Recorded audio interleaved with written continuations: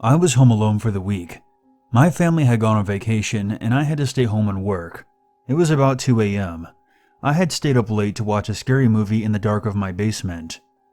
I was intent on really scaring myself and seeing how far into terror I could really go, while still knowing I was safe in my own home. It was then that I heard the pounding of footsteps on the first floor. This was a common and annoying occurrence when my family was home.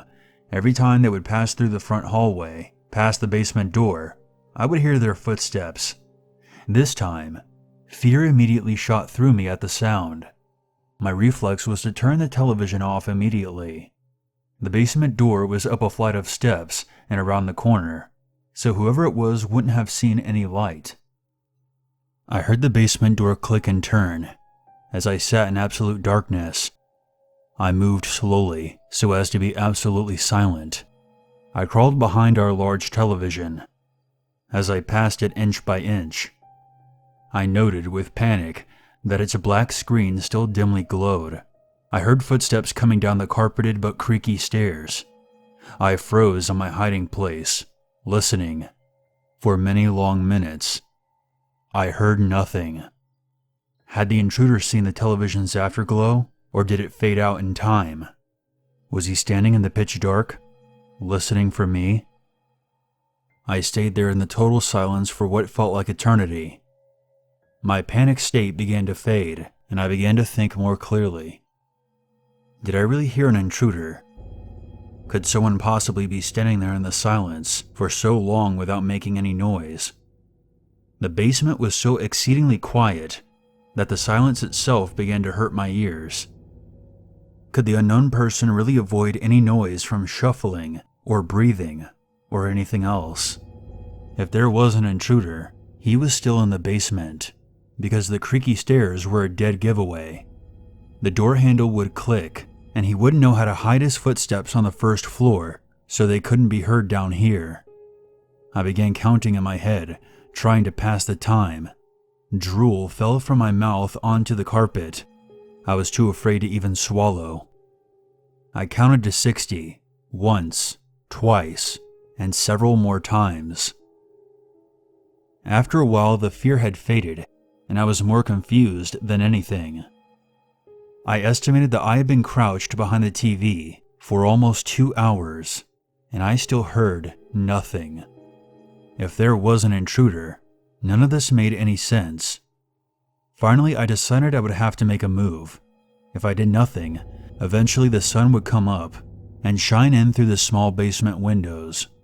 And worse, I began to smell something rotten. Slowly, I began inching my way towards the stairs, sticking close to the walls. If someone was standing there in the dark, I should be able to go around them and make a break up the stairs. Meanwhile, the horrible odor I was smelling grew stronger. Had something died down here in the night? No living person would smell like that. Some terrible images of some corpse monster listening for me in the dark erupted in my thoughts, and I moved as fast as I could without making a sound. As I finally reached the stairs, there came a loud sound, as if something collapsed onto the floor. It was at that moment I leapt forward and tore my way up the stairs, running through the open basement door and my opened front door, now certain that someone was in my house. I called the police from my cell phone and watched my house from down the street.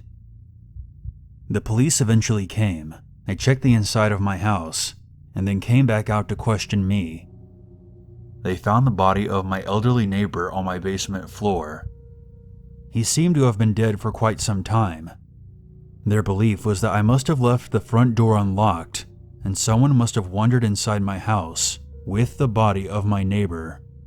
What the hell was that loud noise that prompted me to bolt up the stairs and out of the house? I asked the police, and they confirmed. The back door to my house was also found open.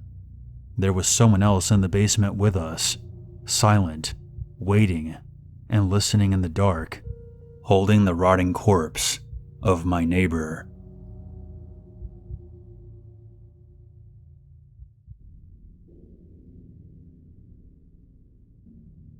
I was hanging out with a bunch of my friends over Thanksgiving break. We all go to different colleges, so this was one of the few times that we were actually able to get together. The group consisted of the usual suspects, which included Adam, Zach, Luke, Brandon, Mario, and myself. We always ended up at Mario's house and would tend to keep to the basement because of its size and seclusion from any unwanted attention. Mario's house is giant, and his basement is no exception.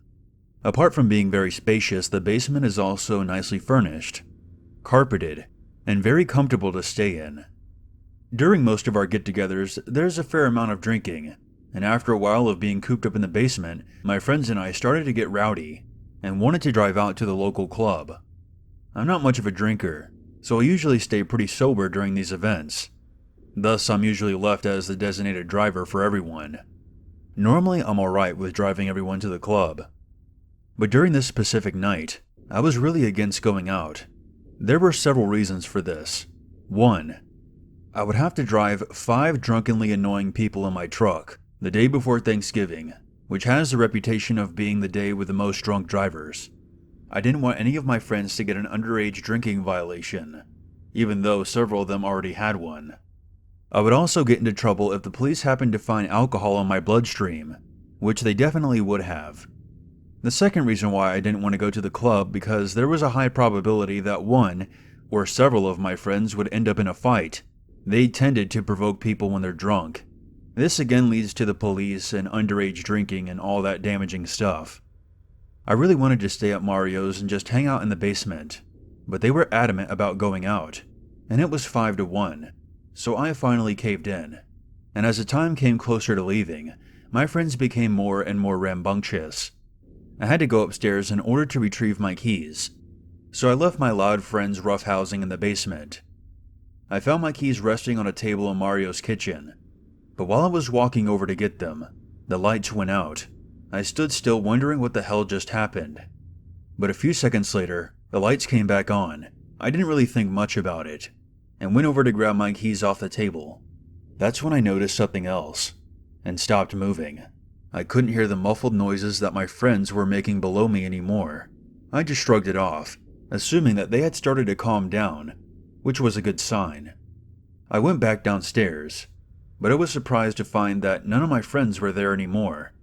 The back door to the house was located in the basement, so I assumed that they had left through that, and were heading to the cars parked in the driveway. I quickly followed them through the back door, and started heading towards the driveway myself. I got to where the cars were parked, but once again my friends were nowhere to be found.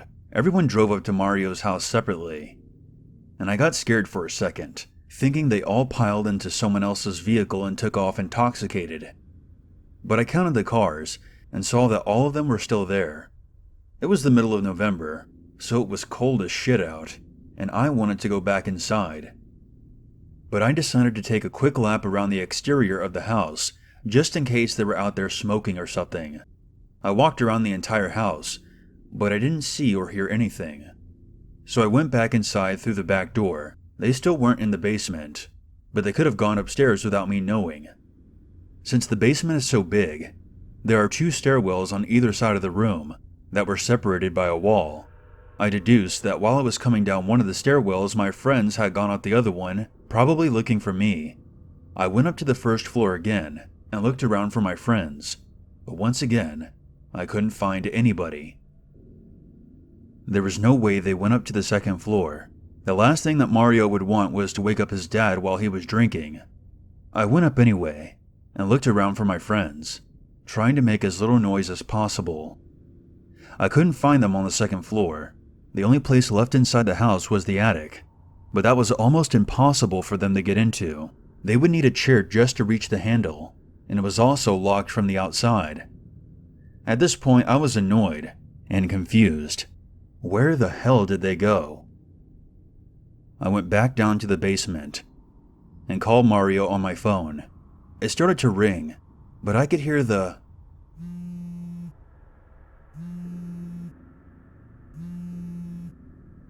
on the coffee table next to me.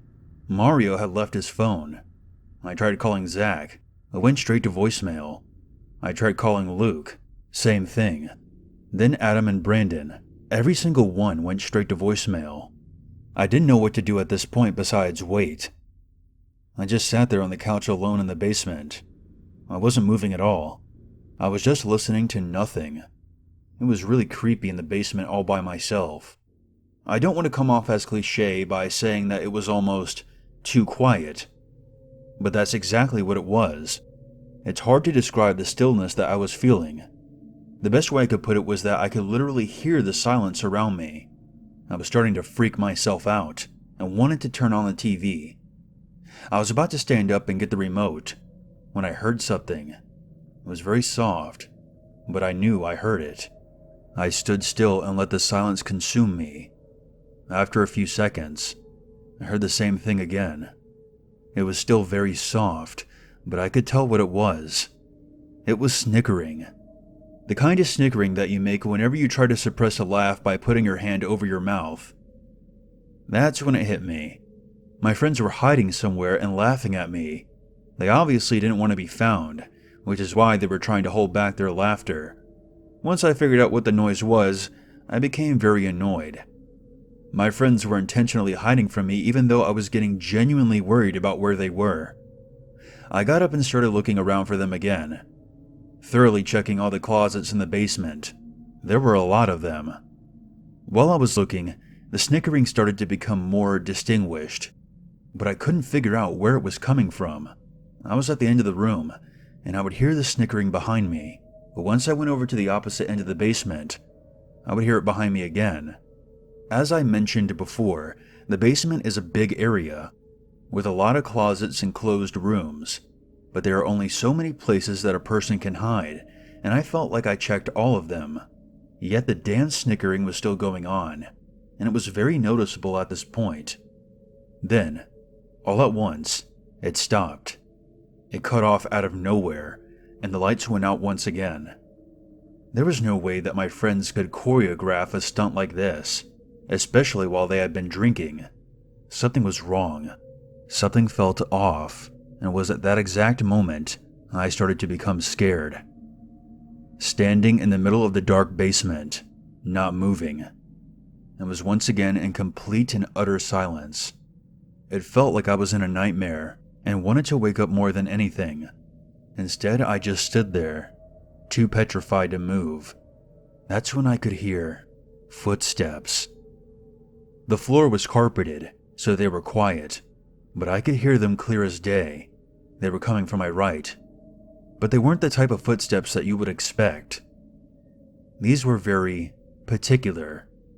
They were taken slowly, carefully. Each step was followed by a few seconds of silence, as if whatever was walking did not want to be heard. Something was creeping closer to me. I dared not move my body, but I searched frantically with my eyes, trying to see what was approaching. It was still pitch black, but I could swear I could make out a figure advancing towards me from the right. I closed my eyes and started to cry. I couldn't help it. Warm tears slid down my cheeks as I braced myself for the worst. Then the lights came back on, and I almost screamed. I looked around, but there was no one in the basement with me. The snickering was gone, and I felt lightheaded from the amount of terror that was flowing through me. I was horrified, and I didn't want to be in that room by myself any longer. I still had no idea where my friends were, and as much as I wanted to leave, I still didn't want to leave them behind. If this was some kind of elaborate prank that my friends were trying to scare me with, it worked. But the joke was over, and they would have to come out of hiding by now. I texted each of my friends saying that I was going to leave if they didn't come out. I tried calling each of them 3 times, but like before, they all went straight to voicemail, except for Mario's, which was still buzzing on the coffee table. I told myself that I would give them 5 more minutes to respond, and then I was out of there. 5 minutes passed, and I was leaving through the back door and heading towards my truck. It was almost 2 o'clock in the morning at this point. I was tired, scared, and annoyed. I honestly didn't know what to make of the situation. Once I got home, I started to realize how stupid I was for thinking that there was some monster in the basement with me. I knew my friends were just trying to scare me for whatever reason. and I'm sure that I gave them the exact reaction that they were looking for, me crying by myself in the dark. They probably had it on video too, and were going to post it on every single media platform they could. I no longer felt bad for leaving them behind. As a matter of fact, I felt betrayed by them. I spent over an hour worrying about where my friends had disappeared to, and tried looking for them, and in return they scared the living shit out of me, and made me feel like I'm an idiot. I went to bed, and waited anxiously for the morning to come, so I could give my friends hell for what they did. When I woke up the next morning, I immediately went for my phone, and was shocked to find that Mario had sent me a text around 3:30 a.m. I opened the text to find nothing but gibberish. It clearly looked like a drunk text. I really wasn't surprised by this. Mario had sent me many drunk texts before. It was almost 11 a.m., and if the guys had stayed up all night drinking, there was no way that any of them were awake yet. I decided to wait it out and make them call me first. It wasn't too long after I woke up that I received another message. This time it was from Mario's dad. "Did you guys go somewhere? I can't seem to find anybody. I actually left last night. I don't know if they went somewhere, but I couldn't find them either. Have you tried calling or texting any of them? I keep getting their voicemail." "Yeah, I'm getting the same thing." "Alright, well if Mario or anybody else calls, you tell them to call me so I know where they are." "Will do." About 2 hours later, Mario's dad texted me again. "Hey, have you heard anything from your friends yet? Mario and I were supposed to go somewhere today, but he still isn't answering his phone." "No, sorry, I haven't heard anything from them yet." I still hadn't told them about the drunken text, because Mario's dad hates it whenever Mario and his friends come over to drink. Around 4 p.m., Mario's dad messages me once again. "Have you heard anything yet? I'm starting to get worried. All the other parents are starting to call me asking me where everyone is. I've tried calling Mario and everyone else over and over again, but none of them are answering." "I still haven't heard anything, but I'll try calling them myself. Don't worry, I'm sure they're fine.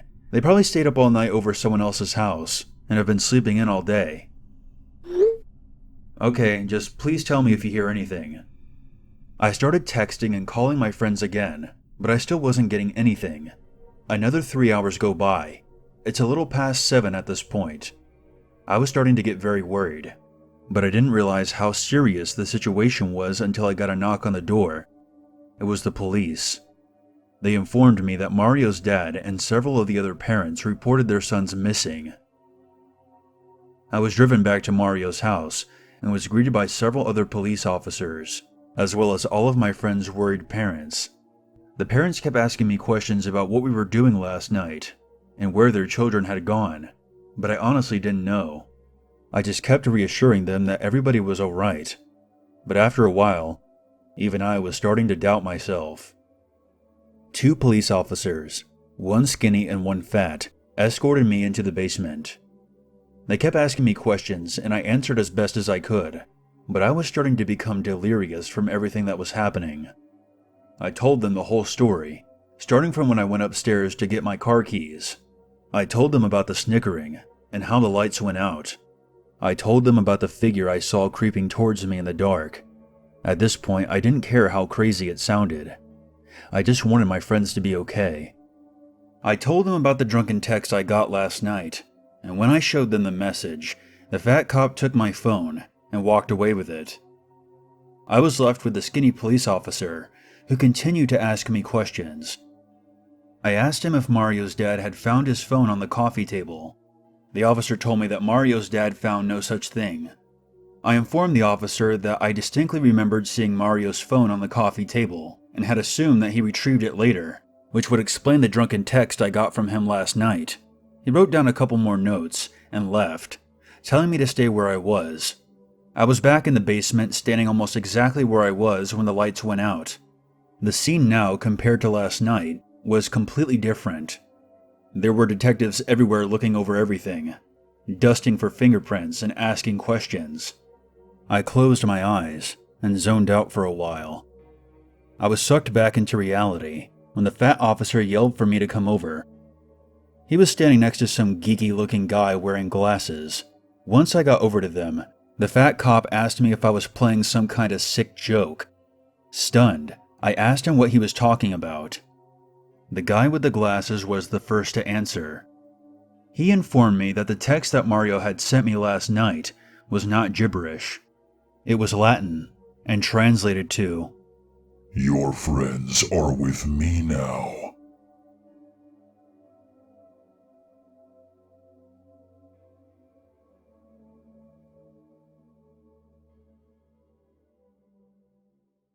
There's always a reason to be afraid.